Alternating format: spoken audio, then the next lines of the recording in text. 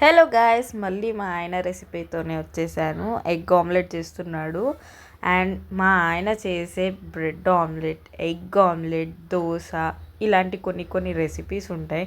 And మర్చిపోయాను, chicken biryani ఇలాంటివన్నీ నాకు చాలా ఇష్టం.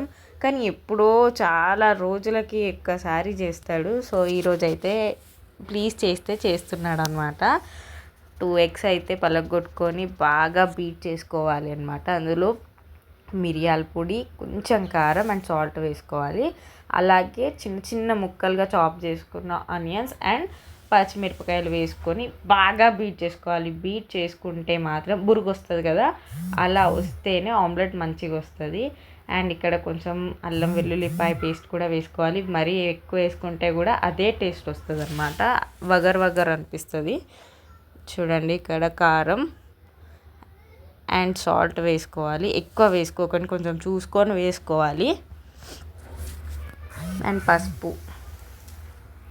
ఇక్కడ మొదలు పెడతాడు మా ఆయన ఇంకా బీట్ చేయడం. చూడండి ఎలా బీట్ చేస్తాడో. చాలా అంటే చాలా బీట్ చేయాలి, నురుగు రావాలి. నురుగు వచ్చిందంటే ఇంకా అది ఫ్లఫీగా వస్తుంది అనమాట ఎగ్ ఆమ్లెట్.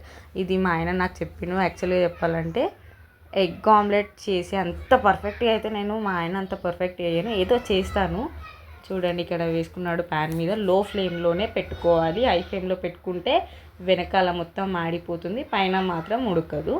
సో కొంచెం మా ఆయన ఏం చేశాడంటే చిన్నగా అయినా పెట్టి మా వాడి దగ్గరికి వెళ్ళిపోయాడు.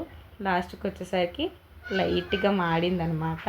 అండ్ టేస్ట్ అయితే సూపర్గా వచ్చింది, యమ్మీగా. And thank you all, bye bye.